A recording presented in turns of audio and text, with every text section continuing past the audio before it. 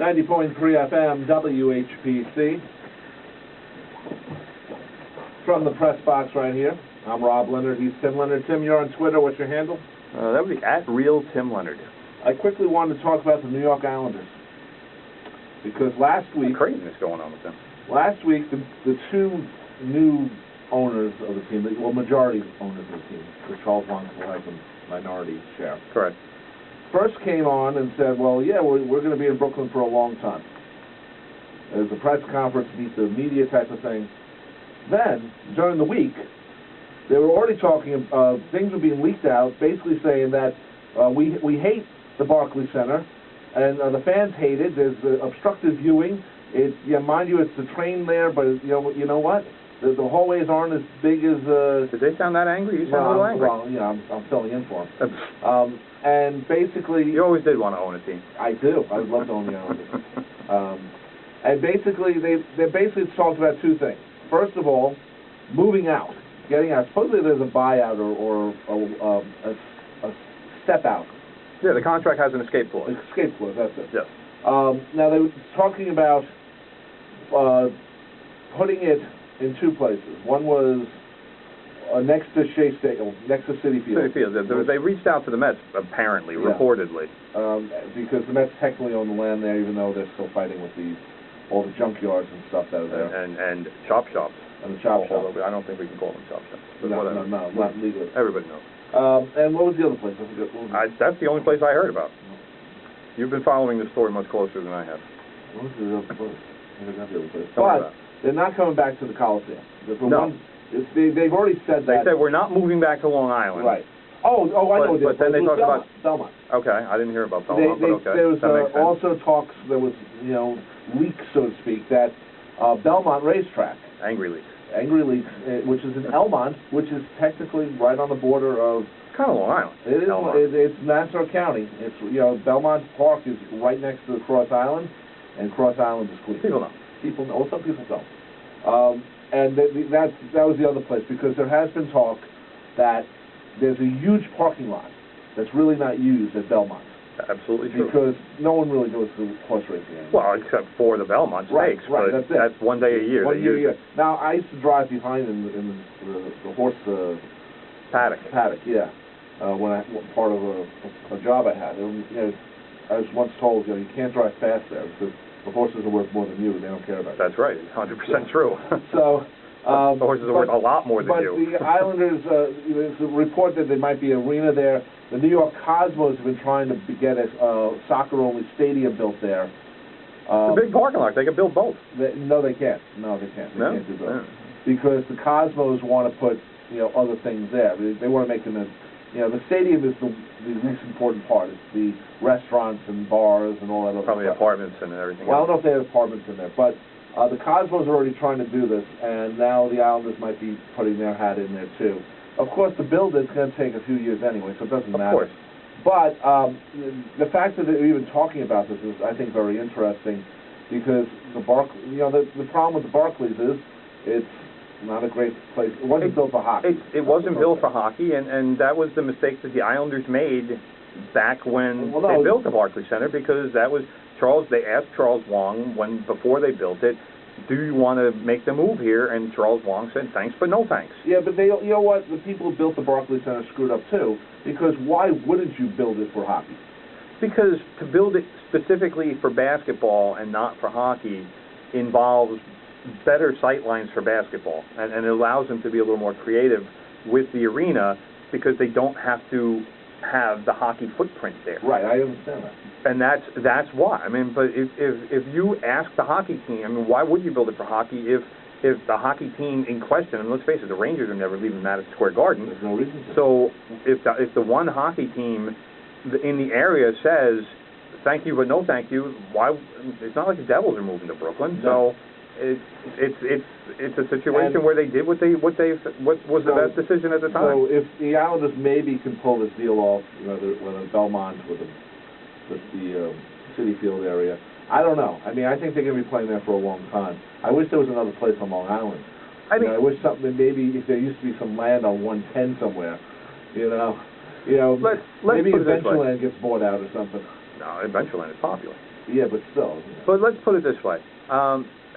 You have a situation right now where the Islanders need to know if they're going to utilize this escape clause. And I don't know how long they have as far as, all right, you know what, this isn't working for us, and we need to say, you know, we need to exercise this clause. But even so, it's going to take a couple of years to build an arena. Right. That's so even if they said tomorrow, all right, we're exercising the escape clause, that means they're playing 2016-17 and 2017-18 in the Barclays Center. Yeah, no matter There's no what. way around that. No matter what. And that's if it happened today. Right. Yeah. So, and that's why I think the leaks sort of were happening, you know, last week. Just to remind people, you know what? There's new ownership. They want to spend money. They say they want to spend money. I tend to believe them. And you know, they want their own arena. Now the problem also is, how many more arenas can the area hold? Well, it depends on who's paying for them. Well, that's the other thing. The area can hold plenty of arenas. It can't hold more and more if the taxpayers are going to keep being the ones footing the bill. Well, it's not about the taxpayers. It's also about just supporting the arena. You know, the Long Island Nets are going to play over at the Coliseum. You know what? I don't care about the arenas. That's businessman problem. Well, I'm just saying. I care about are my taxes going up to pay for it? That's what I care about, and that's what you should care about. I don't care if they don't have a tenant to utilize the facility. Fine, knock it down. Do something else with it. Well, that's business. You know, you just don't knock it down. Yeah, you do. No, you don't. It's a building. It's brick and mortar. If there's no business to utilize the facility, knock it down and build something else. That's business. Yeah, but you know they're not knocking down the Meadowlands Arena.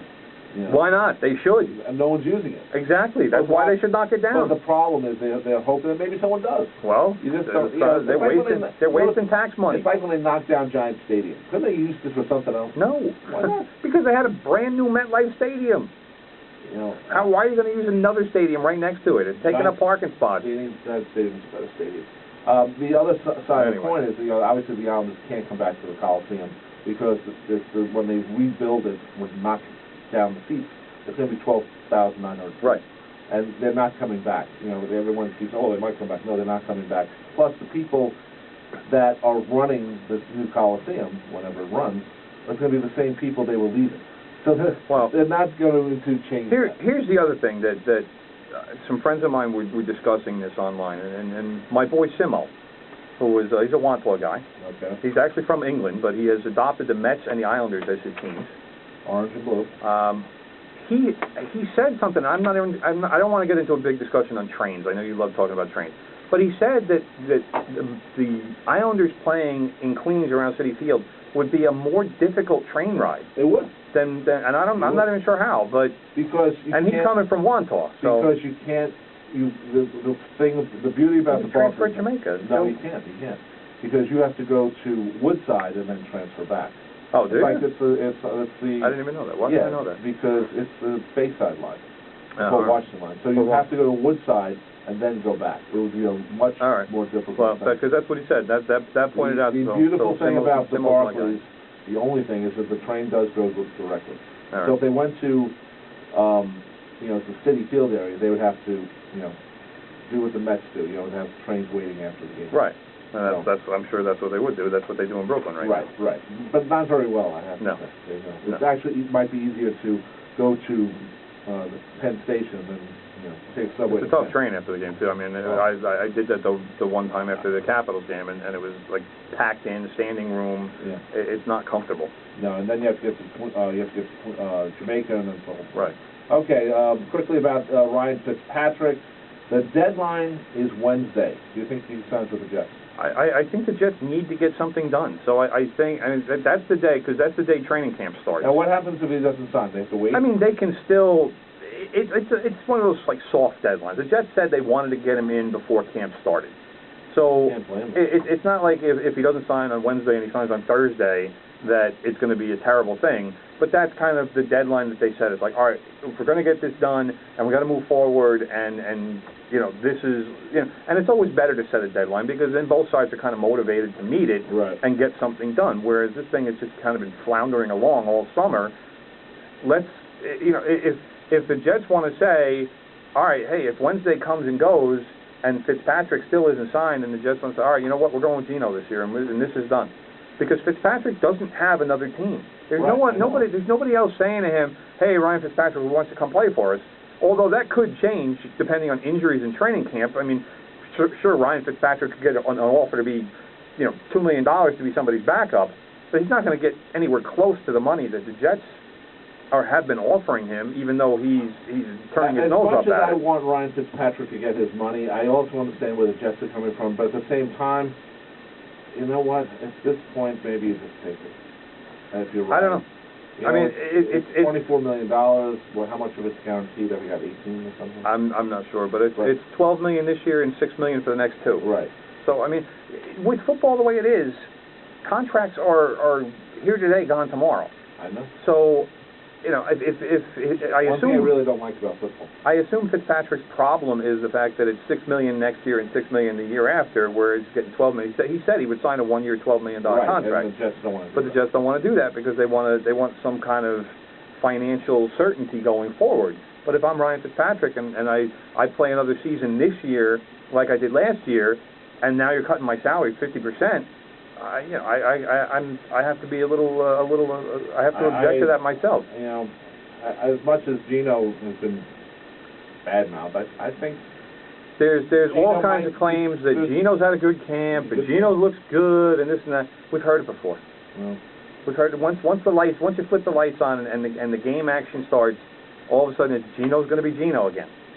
Now, I don't know. Would I love to see Geno turn into a different quarterback and turn into somebody who I can trust and support? Yeah, I'd love that. But I haven't seen it from him. He's been in the league 3 years now. Right. So, and last year he did, the whole getting punched in the mouth and breaking his jaw, and that's not something a leader does on a team. It's to allow a situation like that to happen.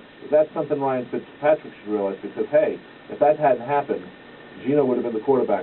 Not for long. But he would have. Fitzpatrick would have gotten a shot at some point. But it would have been the 5th game and not the maybe the 3rd game or something, whatever. But Fitzpatrick would have started more games last year. I don't have any doubt about that. I'm not saying that.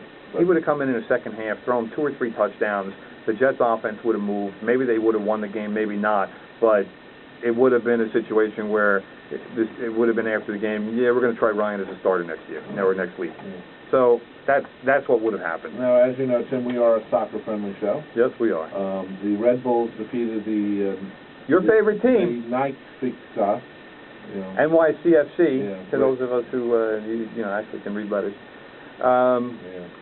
Bradley Wright Phillips had 2 goals. Right. Okay. And it was a strange game because, first of all, you have to remember that NYCFC actually won the last game between the 2 teams, and that was at Yankee Stadium about a month ago. I'm not 100% on the date, but that was the first time that NYCFC actually had beaten the Red Bulls. And obviously the Red Bulls were not happy about it, and there was a picture being circulated after the game. NYCFC had a big celebration in the locker room, and they posed for pictures, and Red Bulls coach Jesse Marsh said he was going to have that picture on the locker room wall before the game. And Red Bulls came out and just dominated the game from the start. It really was a mismatch. And then NYCFC coach Patrick Vieira actually wound up getting ejected from the match they had a hydration break in the 34th minute. It was so hot. And those are rare, but it was that hot yesterday, and the referees in the 34th minute called for a break so that the players could get some fluids into them and take a little break. That's something that's actually pretty recent in the rule change in soccer, because they don't want guys dropping dead on the field from heat stroke. But when everybody came over to the sidelines, Patrick Vieira started yelling at the refs for a call that they had made, and was ejected. I mean, it was, how do you let that happen? It's ridiculous. But our Red Bulls took a 3-0 lead in the first half. Right. Like I said, Bradley Wright Phillips had 1. Sasha Kolestian scored on a penalty kick, and then Tommy McNamara got a goal back for NYCFC. He hit a 30-yard rocket. It was just an unbelievable shot. But that was pretty much the only highlight for NYCFC. Bradley Red Phillips got a second goal in the second half, made it 4-1. It kind of had a little bit of a reminder of the 7-0 blowout that Red Bulls handed NYCFC early in the season at Yankee Stadium, but it didn't get that out of hand. But let's put it this way: Red Bulls just seriously outplayed them, and it wasn't good. I mean, NYCFC is still in first place in the Eastern Conference, in the kind of moribund Eastern Conference. The teams there are not very much over 500, and there are like 4 teams in the West that would be in first place in the Eastern Conference. It's just how it is this season. But definitely a boost for Red Bulls, and once again, NYCFC is outplayed in the Hudson River Derby, as it's being called. That's what they're calling it. One thing, you see the games at Yankee Stadium, and it's done very well fan-wise. Yeah. Oh, they have, the fan base is very excited, and they're certainly doing a lot of yelling and screaming at Red Bulls fans. But so far the Red Bulls have dominated this series. They're I think it's 5-1 now. I think they played 3 times last year, maybe 4. But the Red Bulls have not only won games, they've won games handily against NYCFC. So it's still, I still don't think it's much of a rivalry, because with the exception of one game, Red Bulls have owned it.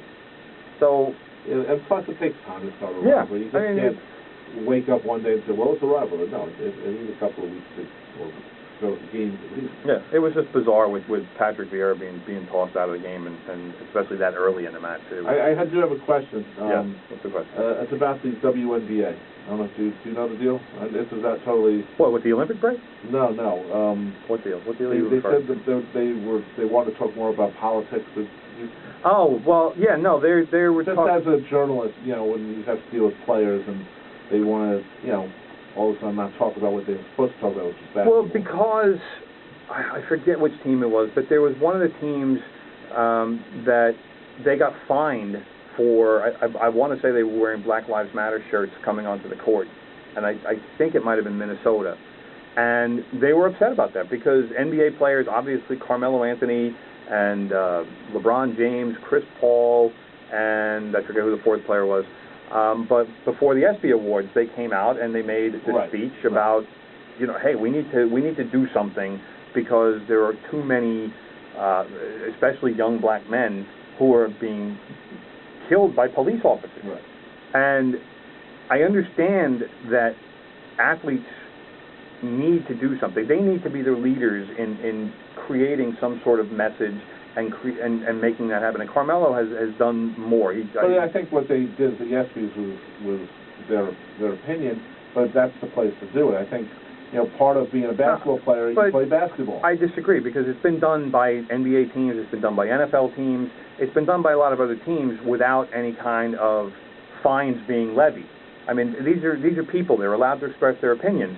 And so the players have told the media, we're not talking about basketball until this is addressed. Because it was just like, all right, you're fined, and that's it. I hate to say it.